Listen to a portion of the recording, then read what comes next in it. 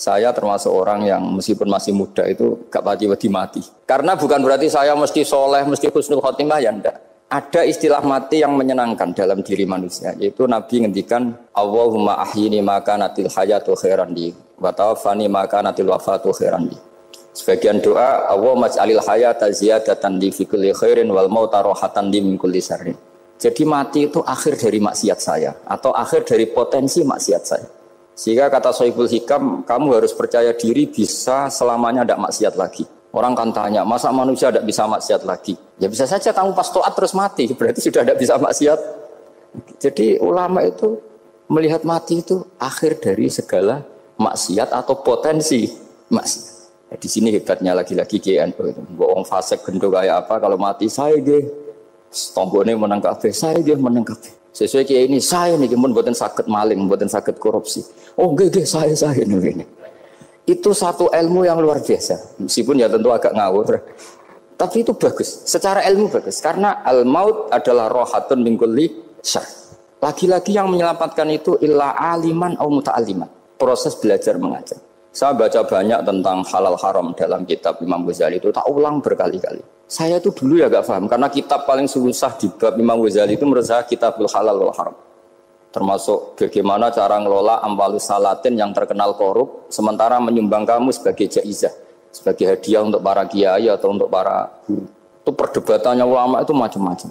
Ada yang bilang haram karena itu potensi haram. Atau memang benar-benar haram. Ada yang bilang boleh. Karena kalau yang pakai kamu untuk kebaikan, kali dipakai mereka ruwet. Kebetulan yang partai ini lebih besar, alhamdulillah. Terus dikiaskan sama ghanimah. Lagi-lagi karena baca, saya itu pernah ditanya seorang dosen di Jogja. Gus, saya ini muslim mulai kecil dan saya peneliti, saya pernah sekolah di mana-mana. Yang ganjil dari saya tentang Islam itu satu, yaitu ghanimah. Kok kayak Islam tuh rampok gitu ya, perang sudah orang kafir tuh kalah, hartanya diambil gini-gini. Ya ghanimah. Terus saya memberi analogi, kalau ada garong ke kamu, bawa senpi, bawa pedang, terus kamu mengalahkan garong itu, alat-alat itu kamu kembalikan apa kamu sita? Ya saya sita, nanti dipakai garong lagi. Ya kira-kira seperti itu. Kalau dikembalikan ke orang kafir berarti menjadi kekuatan kekafiran lagi. Dan itu harbi. Dia baru nerima. Lagi-lagi ini barokahnya baca. Makanya saya diminta sama sini, ya saya tentu faktor hormat. Karena bapak saya memang dulu ngaji sama Badullah. Mbah saya itu terkenal wali, yang bapaknya bapak. Itu kalau kesini nyifati Badullah pun satu. Nur isido mondok gini itu enggak apa-apa. Pondok elek lah, kiaimu wali. Zaman itu bapak itu di kamar kursi ya masih ada kakinya. Saya dulu sering dijak ke sini sama bapak. Jadi mbah saya itu terkenal wali dulu. Jadi mbah saya itu tirakat terus sampai kapundhut itu poso terus. Kebetulan cucunya agak niru. Saya tidak niru itu karena itu Gus Zaki. Memang disuruh tidak niru. Kata mbah saya kira usah tirakat, terus tak tirakati aku. Gitu. Jadi saya, Mbah Mun juga gitu. Kowe haram tirakat, tak tirakati aku. Saya senang sekali. Tapi tua-tua kok mikir butuh. Nah, terus nirakati butuhku sopo. Jadi mulai jadi kiai betul Mas Nadif, saya ini sudah mulai mikir butuh. Karena saya ini termasuk orang yang kecelok alim yang enggak banyak orang menghormati karena sudah diramal sama mbah-mbah. Di dulu mbah saya Mbah Nur Sam itu, kakak saya itu SMP SMA, kakak saya yang kedua juga SMP SMA. Mbah saya itu Mbah Nur Sam itu yang nganterkan bapak ketika mondok sini itu, yang ikrar karo Badullah wali Mbah Nur Sam, ahli tirakat, ahli puasa. Itu bilang, Nur, anak sing iki aja pondok, aja sekolahno. Sumben sing ngalim ku anak sing iki. Ketika saya hampir tamat SD sama mbah saya Tuban, mbah saya Narukan juga disabdo begitu. Singkat cerita saya mondok sarang.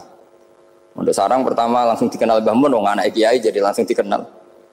Didoni macam-macam terus jadi wong alim itu gak ada yang ngelem. Biasa aja untuk dongane wong sepuh-sepuh. Ya sebenarnya agak kecewa, ya saya inginnya kan dianggap prestasi gitu, ternyata dianggap doanya orang-orang sepuh. Ya, makanya kalau ini kita memiliki ya rodok, ya syukurlah sama Bang Mutamakin sama semuanya karena tadi, kenapa saya harus cerita ini? Quran sendiri mengakui bahwa orang soleh itu diantara aturannya adalah dzurriyyatam ba'duha min ba'd. Meskipun Allah bisa bikin orang soleh dari mana saja, tapi yang legitimit itu memang dzurriyyatam ba'duha min ba'd. Dan kata dzurriyyah itu tasmalu auladal inas, kata Ibnu Hajar al-Asqalani, memasukkan turunan yang dari ibu. Meskipun tentu secara wali nikah atau secara disiplin nasab dari ibu itu tidak ngefek. Tapi dari segi fa'innal irqadassas, bahwa sistem tubuh kita itu tetap ada gen dari seorang apa? Ibu. Sehingga banyak ulama tafsir mengatakan dzurriyyah itu tasmalu auladal inas.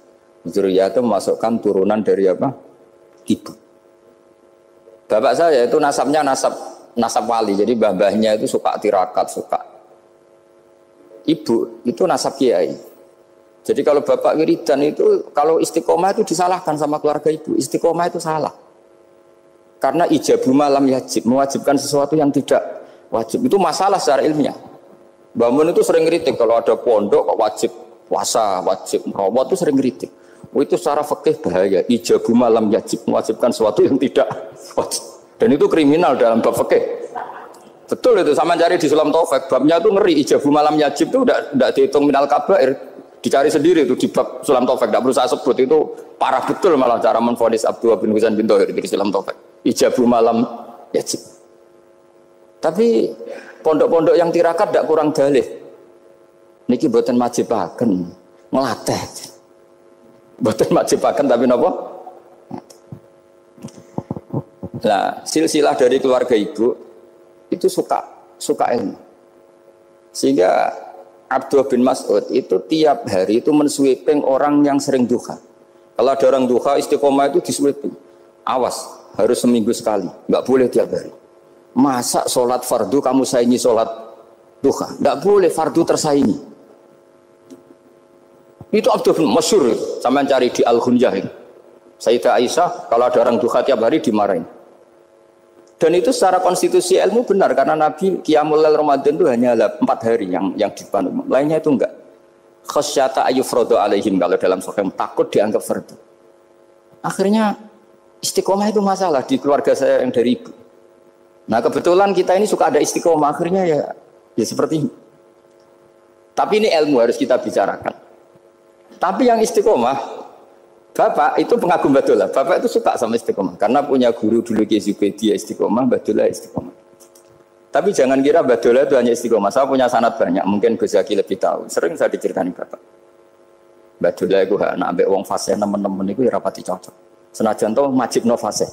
Tak takoki iki ngopo.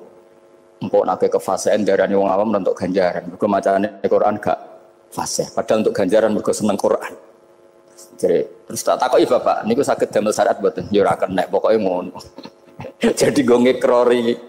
Artinya beliau ndak ingin lah gara-gara kita terlalu pakem tajwid kemudian menganggap siapa saja baca Quran salah kemudian tidak dapat pahala. Bisa saja hamalahum ala ayaqraul Qur'an apa mahabbatuhum wa iskuhum wa kada wa kada. Jadi akhirnya saya jadi tahu, oke secara makhraj salah, tapi iseknya benar, mahabbahnya benar, brontonya benar. Jadi sebetulnya Badulah itu punya sekian makalah tentang ilmu. Hikam juga gitu. Nur nak cah santri ngaji ihya itu jauh oleh, tapi nak ngaji hikam mojo. Maksudnya beliau entah kalau setelah itu Badulah itu melarang siapa saja santri ngaji hikam itu dilarangnya ada kelas tertentu untuk boleh ngaji hikam. Nah kenapa saya cerita ini? Karena saya masih ingat betul di antara wasiatnya Mbah Mun itu. Pirroh sebabnya apa Fatihah kok ihdinas siratal mustaqim, bukan siratoka tapi siratal ladzina an'amta alaihim. Dawe Mbah Mun fa innallaha ta'ala la ya'kul wa la yashrab wa la yanqih wa la kadza wa kadza. Allah itu tidak makan, tidak minum, tidak tidur. Sehingga kita tidak bisa niru Allah. Tapi yang makan tidur itu manusia. Sehingga kalau ingin dekat Allah ya niru siratal ladzina, bukan siratoka. Kita cara tidur niru Kanjeng Nabi, niru ulama, cara makan, cara minum, niru Allah tidak bisa. Makanya bukan ihdinas siratal mustaqim siratoka tapi siratal ladzina an'amta. Maka dalam beragama itu butuh master, butuh panutan. Ya tentu Mbah Mun oleh ngendikan pakai luhut orang-orang kuno. Cara Mbah Mun pakai cantolan. Maka saya punya makalah banyak dari Bapak, dari Mbah Mun, dari Mbah Zubair, dari sampai saya itu hafal sanad sampai Rasulullah SAW. Karena yang bisa mengawal ilmu itu sanad. Termasuk saya di sini bawa kitab Ar-Risalah Al-Qusairiyah. Nanti saya baca beberapa panutan kita. Di sini ada Abdul Qasim Al-Junaidi, ada Abu Yazid Al-Bustami, ada banyak ulama yang ditulis Ar-Risalah Al-Qusairiyah. Dan itu yang membentuk Imam Ghazali, kitab Ar-Risalah Al-Qusairiyah. Tapi sekarang kita ini tidak belajar lagi tentang tasawuf. Tasawuf itu Abdul Qasim Al-Junaidi jadi wali itu bukan wiridannya terlalu banyak. Enggak. Beliau pernah bikin satu kalimat yang menjadikan Allah itu ridho. Kalimatnya begini, kalau malam beliau wiridan gini, ya Allah, Kenapa engkau ngasih rezeki saya? Padahal engkau tidak butuh saya. Kalimatnya sederhana. Kalau seorang majikan ngasih servis sama karyawannya, memang butuh pekerjaannya. Orang tua ke anak butuh kasih sayangnya. Tapi engkau ini zat yang tidak butuh saya, tidak butuh kita. Ngapain ngasih? Jadi punya sisi betapa Allah itu luar biasa. Wong tidak butuh kok. Ngasih itu kan luar biasa. Jadi karena mensifati seperti itu Allah itu ridho. Itu luar biasa. Normalnya orang memberi itu kan, apalagi orang memberi kiai itu kacau sekali. 1.000 jaluk swarga. Salam template 1 juta aja jaluk apa? Swarga itu parah lagi. Nanti kalau enggak masuk surga diundat-undat. Itu ngeri lagi itu 1 juta minta apa? Surga. Sayyidina Ali itu diantara sebabnya beliau dekat Allah itu karena muamalahnya sama Allah itu benar. Di antara muamalah itu yang diriwayatkan di kitab Ar-Risalah itu syariah adalah masyhur.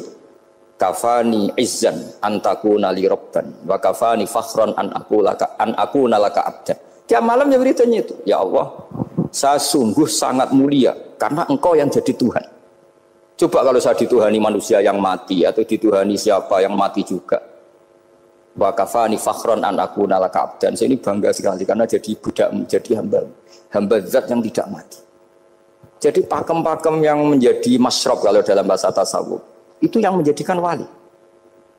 Sehingga yang dikatakan ibadah itu apa? Ma'rifatullah. Mengenali Allah secara benar. Jadi jangan kira wali-wali dulu terus terlalu istiqomah, ada juga. Mereka punya pakem yang menjadikan Allah itu ridho. Saya beri contoh nih di sini banyak makalah nanti saya beberapa baca tabarruk. Banyak riwayat dari orang-orang sufi. Nabi Ibrahim itu pernah ketemu orang Majusi. Beliau terkenal sakhok, terkenal sakhian. Ketika ketemu orang Majusi, ya Ibrahim saya ini sehari saja ngasih makan saya. Kamu kan tukang ngasih makan orang. Terus, ya tapi bisyarti antus lima, kamu harus Islam. Fikihnya Nabi Ibrahim adalah kalau saya menolong dia berarti nolong orang kafir. Setelah orang itu lewat, berlalu karena Nabi Ibrahim gak mau hormat, Allah memberi wahyu ke Nabi Ibrahim. Kenapa ya Ibrahim tidak kamu terima 1 hari, kamu kasih makan 1 hari? Ya karena dia majusi. Kata Allah, dia umurnya berapa? 60 tahun. Tanyakan, pernah kelaparan kan hanya hari ini? Iya ya Allah. 60 tahun dia kafir tak kasih makan. Minta kamu sehari aja kok gak boleh. Akhirnya Nabi Ibrahim dipanggil orang majusi, dikejar dipanggil. Ayo tak kasih makan 1 hari. Kok kamu sekarang jadi baik? Habis ditegur Tuhan. Terus kata, ahakada yu'amiluni. Apa seperti itu Tuhanmu mengu'alamalai saya? Ya na'am. Akhirnya Islam orang majusi. Jadi itu lagi-lagi ilmu. Jadi yang dikatakan ilmu itu satu teori atau kalimah atau apa saja yang menjadikan kita ini pakem. Meskipun pakem itu kadang sulit diterima orang-orang khusyuk. Orang khusyuk itu ya nyun sewu ada sisi nakalnya, makanya Mbah Mun sering gaya jargon masyhur. Zada khusyuan, zada jahlan, tambah khusyuk tambah bodoh.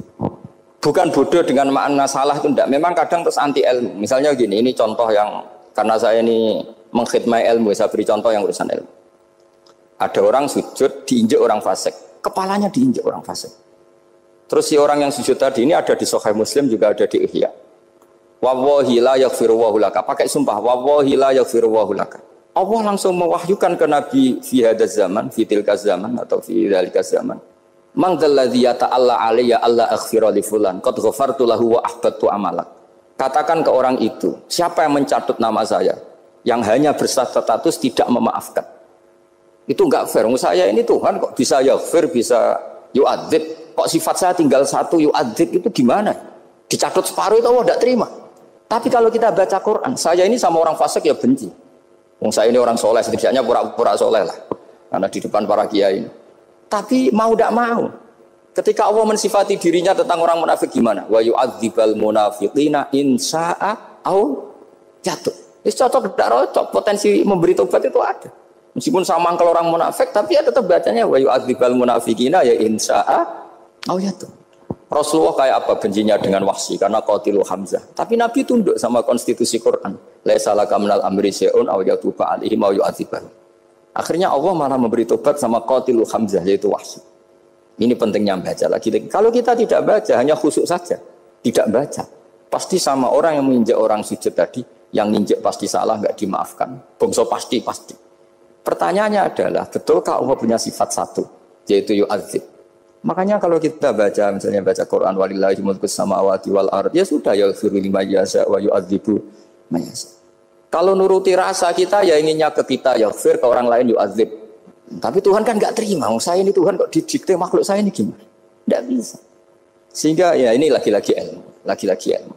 Makanya saya cocok tidak cocok itu suka baca. Saya suka sekali baca, mulai ulama dulu, ulama modern, setengah dulu. Mulai ulama yang kedunian sampai setengah kedunian. Suka. Saya dulu tuh nggak suka uang.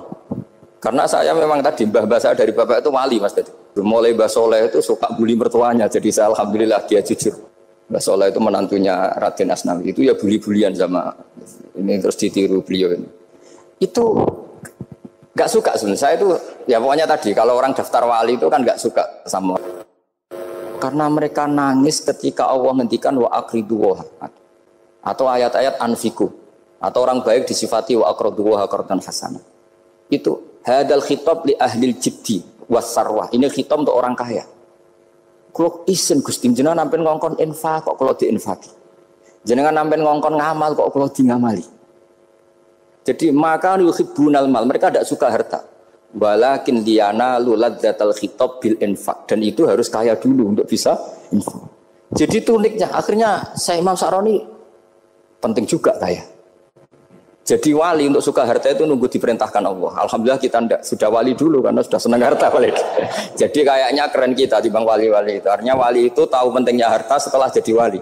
Kita alhamdulillah mulai kecil sudah tahu pentingnya harta. Kayaknya kita lebih wali. Imam Syafi'i itu dulu gak suka sama orang kaya. Saya berkali-kali ceritain. Karena dia dididik Sufyan As-Sahri, Sufyan bin Uyainah. Tapi ketika ketemu Imam Malik itu kaya raya. Meskipun dia hidupnya sederhana, tapi kaya raya. Pas beliau mau, Imam Syafi'i dia agak-agak sopan kalau sekarang tanya, setelah jenengan ilmu yang saya harus ambil siapa? Kata Imam Malik, yang sealim saya itu sudah meninggal Abu Hanifah, tapi muridnya masih, namanya Muhammad bin Hasan Asy-Syaibani. Kamu datang ke sana. Semalam itu Imam Malik dikasih uang 500 dinar. Padahal 1 dinar itu 4,25 gram, bisa dihitung berapa ratus juta.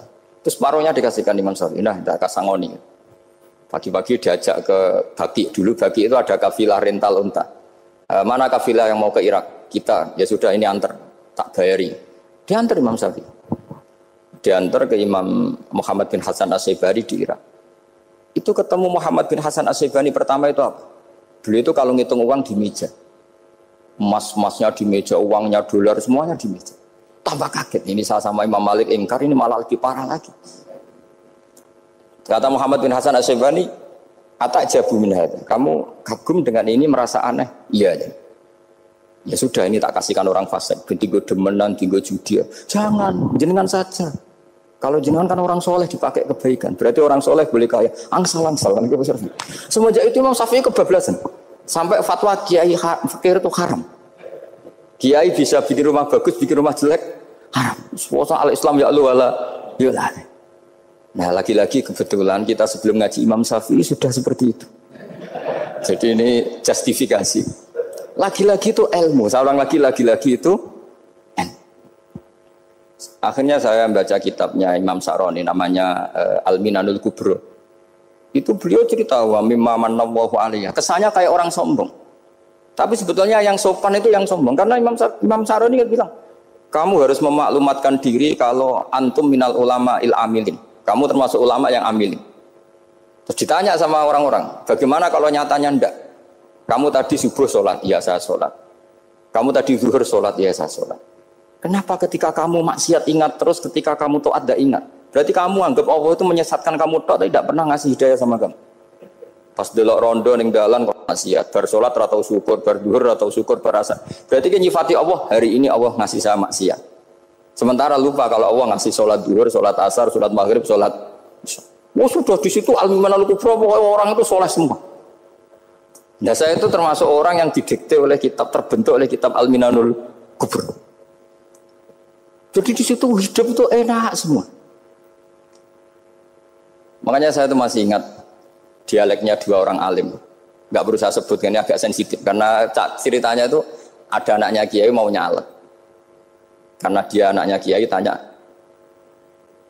Mbah, dalilnya nopo nanti yang kepengen jadi jabatan, mencari jabatan itu sah. Kalau yang jawab tak sebut nggak apa-apa namanya. Jawabnya Mbah Mun, oleh nggak apa-apa. Nabi Yusuf juga ada jabatan. Terus beliau baca qalat alni ala khuzainil ardi ini khafifun alim. Nabi Yusuf juga ada jabatan ya Rabb. Didebat sama orang alim. Itu Nabi Yusuf, syariatnya itu mansukhah bi syariati Rasulullah Muhammad sallallahu alaihi wasallam. Setelah tamunya pulang, Mbah Mun dibantah gitu. Dari Mbah Mun gini bilang, anut kiai wae oleh pemenang anut nabi. Sama singkat kalimatnya. Anut kiai wae oleh pemenang anut. Artinya Nabi Yusuf kan minta jabatan ij'alni ala khuzainil ard. Jadi akhirnya semenjak itu fikih-fikih ilmu tadi saya ulang lagi. Akhirnya saya cari, termasuk saya disuruh bangun. Saya golekno dalile nak wong soleh kok oleh jabat. Batinku, wong dalil kok diorder saya ya sempat. Ternyata saya cari-cari ya tadi am yahsudunan nasa alama atahum wa min fadlillah faqad ataina ala Ibrahim alkitab wal hikmata wa atainahum mulkan azim. Keluarga Nabi Ibrahim di antara sifat yang disebutkan Allah adalah dikasih mulkan azim. Sebab itu akhirnya kiai-kiai Indonesia itu mazhabnya Safiyah semua. Politik ya kerso, jabat ya kerso, proposal ya kerso. Saya ini, maksud saya ini yang menyelamatkan ilmu. Kalau orang khusyuk pasti gedeng. Kiai kok gelem proposal, kiai kok para pejabat. Tapi orang ilmu setuju. Nah saya nggak tahu setujunya itu bawaan ilmu apa bawaan nafsu tadi itu yang mulai saya data. Nah kalau saya kan bawaan ilmu saya baca. Jadi saya 22 hari itu kalau habis subuh ke rumah sakit, tapi kalau asar pulang ngajar. Ya begitu terus. Karena mbah-mbah saya itu sukanya ilmu Masya Allah. Karena ilmu itu penting. Apapun pakemnya para wali itu kalau diingatkan secara ilmu itu terus kayak runtuh. Saya berkali-kali mencontohkan. Dan itu valid, data itu valid. Sufyan bin Uyainah itu orang yang khusyuknya Masya Allah. Gurunya Imam Syafi'i, gurunya Imam Malik. Itu beliau menceritakan dalam kitab Khilyatul Auliya. Nabi Isa itu senengannya itu ceria sekali. Nabi Yahya itu senengannya bersengut, abusan, suka kayak takut akhirat, takut penyakit. Tapi bukan takut corona, enggak ya jelas kan. Saya akhir-akhir ini fatwa, sekarang jangan baca Uwais Al-Qarani, tapi Al-Qarni. Meskipun saya tahu ada yang baca Qarani di kitab-kitab, ada yang baca Qarni. Tapi sekarang wajib dibaca Al-Qarni sementara. Sekali dibaca Al-Qarani itu nisbatun ilah. Iya, jadi makanya ini untuk sementara dibaca, ngikuti yang baca Uwais Al-Qarni. Meskipun di sarah-sarah apa bi fathir ra wakila bi sukun ya sudahlah sekarang harus ijma dulu Al-Qarni ya, karena kalau Al-Qarani itu akhirnya Nabi Isa ditegur sama Nabi Yahya. Mali aroka dohikan ka'annaka ta'manu min makrillah. Saya melihat kamu kok suka tertawa, seakan-akan kamu merasa aman tidak kena azabnya Allah. Nabi Isa akhirnya balas tanya, Mali aroka abisan ka'annaka tai asumin rahmatillah taknatu min rahmatillah. Kowe mbesengut wae koyo dunya orang rahmat, anane corona tok. Padahal ya ono mangan, ono guyon, ono nikmat. Dan itu figur besar, akhirnya kita tahu. Dan saya sering cerita juga, setiap dakwah itu Nabi Isa nyari syirarun nas, Nabi Yahya cari khiyarun nas. Tentu alasan Nabi Yahya gampang, berteman orang baik itu baik lah, nyaman, terus akibatnya juga baik. Nabi Yahya enggak. Dimana tanzilu ala syirarin nas? Kenapa kamu singgahnya ke orang-orang yang buruk? Ana tabibun udawil marto. Saya ini dokter, tentu menyembuhkan yang sakit. Akhirnya terus di Indonesia banyak kiai yang kancanan orang fasik ya banyak. Tapi ya tentu yang benar itu yang mensolehkan yang fasik. Yang mesti salah yang menjadi fasik karena ketularan yang. Tapi itu lagi-lagi apa? Ilmu yang bisa menjadikan kita percaya itu ilmu. Saya tuh suka sekali baca kitab yang berbeda. Saya sekarang baru belajar kitab orang-orang Hanafi, orang-orang Maliki. Saya kemarin dikirimin hadiah oleh keluarga Pak Kures. Ada tanda tangannya Pak Kures dari Habib Ali, dari keluarga beliau. Dikirimin kitab namanya itu Sarah Bukhari, yang dikarang orang India, orang modern, Anwar ya, Kiai Anwar Shah, orang-orang India ya orang Shah. Itu beliau termasuk mujaddid kalau dalam perasaannya orang India. Mensarai Bukhari ya, kira-kira sanadnya Sayyid Muhammad ke beliau itu 3 atau 4. Beliau termasuk orang-orang yang bisa membentuk India seperti itu. India kan banyak syurahul hadis, termasuk Wali Ad-Dahlawi, terus Syekh Yusuf Al-Kandahlawi, banyak lah saya. Itu beliau cerita di kitab-kitab itu bahwa ilmu itu harus diungkapkan. Terus beliau cerita banyak tentang kewalian.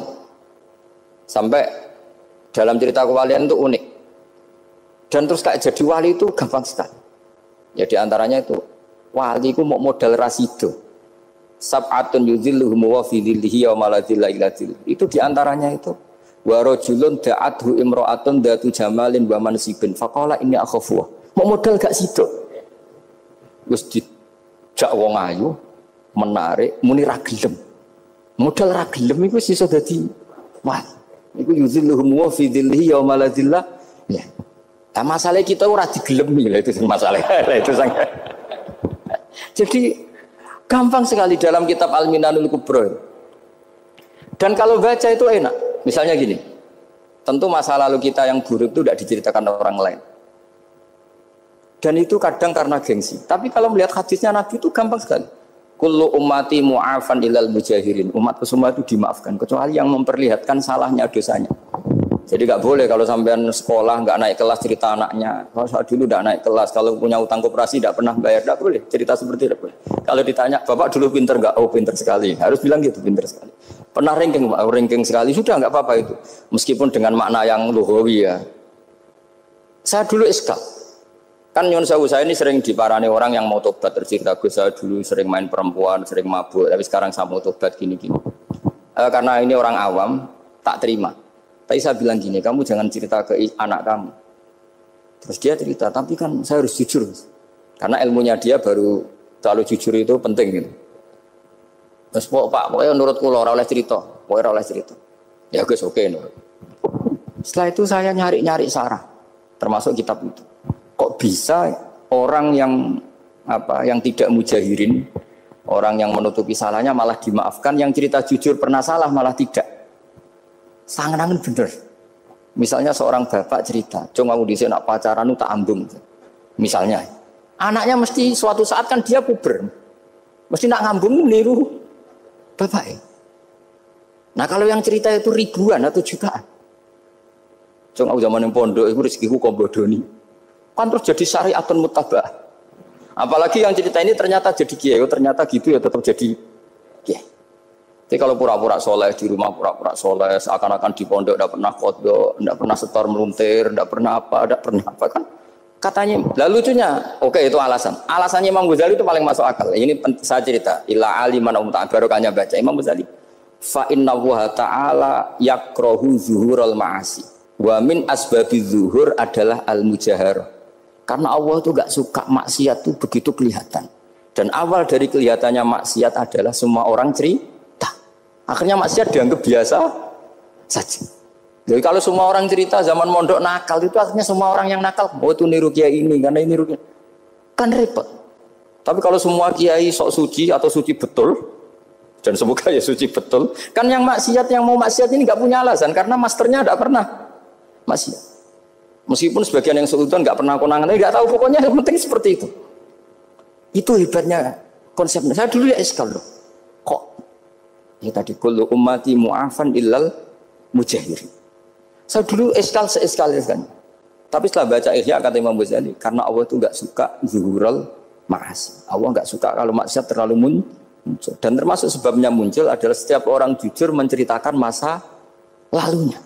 Sebab itu kita sebagai orang Islam yang entahlah istilahnya apa. Kalau istilahnya Mas Najib Islam Nusantara atau moderat macam-macam lah. Saya termasuk orang yang sebetulnya ingin nggak setuju, bukan karena menentang. Nanti ngapalkan firqahnya kebanyakan. 72 aja ngapalkan banyak ditambahi Islam Nusantara, Islam moderat, Islam garis. Apalagi itu? Oh garis lurus. Ada yang lagi lucu. Ya macam. Tapi setelah saya ulang lagi, setelah baca banyak, itu akhirnya menjadi tahu. Karena apa ya? Fitrah salimah kita. Misalnya gini, ada cerita di kitab-kitab. Nabi Musa pernah istisqa enggak mandi. Kan enggak terima, dia seorang nabi kok istisqa enggak mandi. Saya ini kali muka ya Allah, kenapa doa saya enggak mandi? Terus kata Nabi, kata Allah, inna fihim namaman, di antara yang berdoa sama kamu yang istighosa kubro itu ada yang namaman, tukang adu-adu. Nabi Musa ngajarin Tuhan, ya Allah kan gampang, kasih tahu dia siapa tak usir supaya tidak ikut istighosa, akan selesai. Terus jawab pangeran lucu. Saya ini Tuhan, anha anin namimah. Saya ini Tuhan yang mengharamkan namimah. Maka saya tidak akan namam. Anha anin namimah wa akunu namaman. Saya ini mengharamkan adu-adu kok terus dudono sing kan ya sudah Gusti kalau gitu. Lalu solusinya gimana ini? Nanti solusinya gimana Tuhan? Ya sudah kamu nyari hamba saya yang namanya ini. Cari sama Nabi Musa. Ketemu orang namanya hitam. Makanya saya sama Mas Nadim itu sungkan karena di antara wali itu ada yang hitam. Oh hitam terus nggak apa-apa ini biar impas, biar saya sampean bisa jadi wali karena madlum kan. Itu ketemu. Setelah ketemu sama-sama nur. Anta bareh, ya saya bareh. Terus anta Musa, ya saya Musa. Kenapa kamu tahu? Dikasih tahu Allah. Ini karena sama satu nabi, satu wali. Terus saya ini mau istisqa gak mandi, tapi sama Allah disuruh minta doa sama kamu. Itu doanya tuh ngawur sekali, bukan sekedar ngawur sekali. Ya Allah, apa engkau sudah tidak punya stok air sehingga tidak ada hujan? Gitu. Apa angin-angin sudah tidak nurut sama jenengan sehingga tidak bisa menghalau awan untuk menurunkan hujan? Faka ada Musa ayab disawi itu di semua kitab. Musa hampir saja jotos, dianggap doa yang enggak sopan. Tapi kata Allah, la tadribhu ya Musa fa innahu adhakani fil yaumi salasa marrat. Dia bisa bikin senyum saya sampai 3 kali. Lu soal mereka maksiatuhum la tadurruka. Maksiat mereka itu tidak ngefek ke engkau kok jenengan pertimbangkan. Maksiatuhum la tadurruka.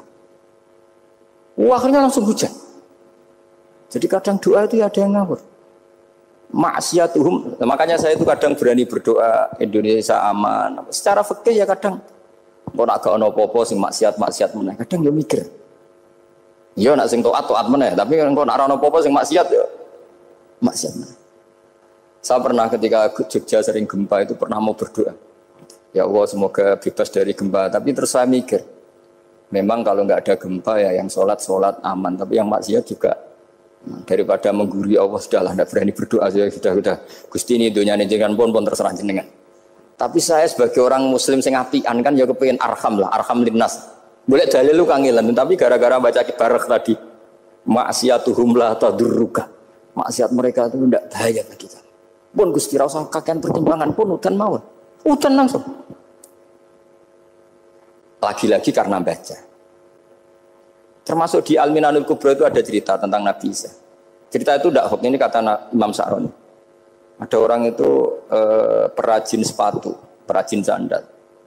Ya Allah, engkau itu bilang butuh sandal ukuran berapa, nanti tak bikinkan.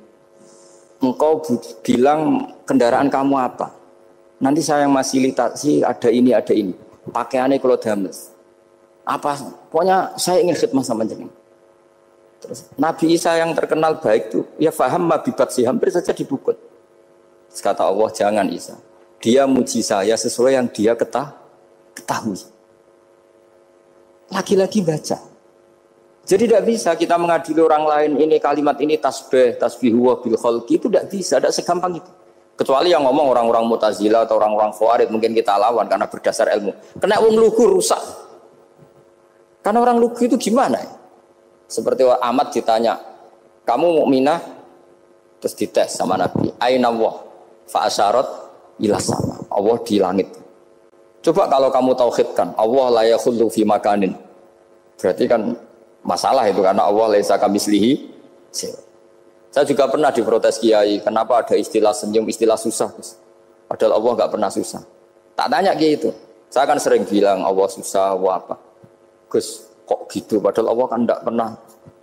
Tak bertanya, kamu hafal Quran? Tidak. Ya sudah, baca aja ayat falamma asafunan taqamna minhu. Itu doire asafa itu kan asifa ya safu asafan. Diikutkan wazan afala berarti asafa yuksifu. Berarti kayak dengan ata lah.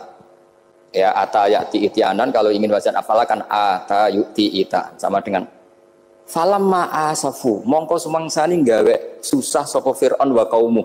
Nak ingsun. Fir'aun mari ribet, mari aku susah. Aku pengiran jadi tandingi. Intakomna minhum kata aku. Akhirnya dia itu bilang, jebule ning Quran yo istilah Allah susah. Ya sembol aku itu wong aku hafal Quran dadi spontan bahasaku mbok salah mbok ora iku jek ana kembarane Quran.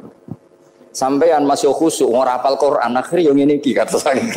Akhirnya jebule ilmu iku penting wis suwe nek ilmu iku penting kata saya. Jadi ini lagi-lagi illa aliman au muta. Jadi saya tuh dapat barokahnya ilmu. Saya sebagai manusia ya takut mati. Tapi tadi, kalau kadang-kadang melihat mati itu rohah min kulli syarrin. Kita ini meskipun nyun sewu sekarang tidak zina, tidak korupsi, potensi itu tetap ada. Dan yang bisa mengakhiri potensi itu apa coba? Al-maut. Sehingga Nabi ngajarkan kita itu gampang sekali dalam beragama. Ij'alil hayata ziyadatan li fi kulli khairin wal mauta rohatan li min kulli syarrin. Lagi-lagi ilmu yang menyelamatkan kita itu ilmu. Sehingga Umar bin Abdul Aziz ketika mau meninggal, semua keluarganya nangis. Dia tanya, kenapa kamu menangis? Karena engkau mau meninggal. Memangnya setelah saya meninggal mau kemana? Ila Rabbin Karim, ila Rabbin Rahim. Jadi segampang itu untuk melihat. Nah, tapi kalau kita tidak baca, seakan-akan wah mati ngeri nak mlebu neraka piye. Seakan-akan di alam sana hanya ada neraka. Padahal anak idadzoni abdi. Daripada nganggep neraka masalah atau eleng pangeran kan ini. Lagi-lagi baca. La yamutan ahadukum illa wa yuhsinudzanna billah. Jangan sampai seseorang mati kecuali dalam keadaan husnudzon sama. Saya tuh masih ingat Gus Yaki pas Bapak gerah itu tak antar ke Karyadi di Semarang. Itu mau kapundhut itu cek guyon. Jong ape mati mbok gawe ning hotel karena di pavilion. Sebelum mau kapundhut cek donga khataman Quran, baca sabbahat khataman. Terus tak khataman Quran, terus rasa nangis, aku husnul khotimah, ya terus kamu betul. Betul kok enak maksudnya, santai maksudnya enggak, ya relax aja. Seperti Mbah Mun itu dulu, saya tuh, ya aku bela wafati sering ketemu. Ya ada hanya saya, tentu banyak orang sering ketemu beliau. Jawabnya Mbah Mun, Cung, aku nak mati Selasa berarti aku wong alim, nak mati Jumat berarti aku wali. Kok penak kabeh berarti? Saya sebenarnya ingin tanya, nak Sabtu Mbah tahat nih, tapi kok potongannya orang pantas itu. Ketika beliau nyatanya kapundhut Selasa, berarti senang status alim. Artinya orang-orang dulu itu, Imam Ghazali lebih parah lagi. Ya saya yakin ya semua orang Islam mati itu baik. Imam Ghazali lebih parah lagi. Itu beliau kapundhut, itu orang yang perjalanannya 3 hari itu sudah datang semua. Sore beliau beli kafan. Terus beliau bilang ke adiknya, saya nanti kalau mati yang imami orang ini. Jangan makamkan saya sebelum diimami orang ini. Dulu udah ada WA-nya Mas Nadim, udah ada grupnya.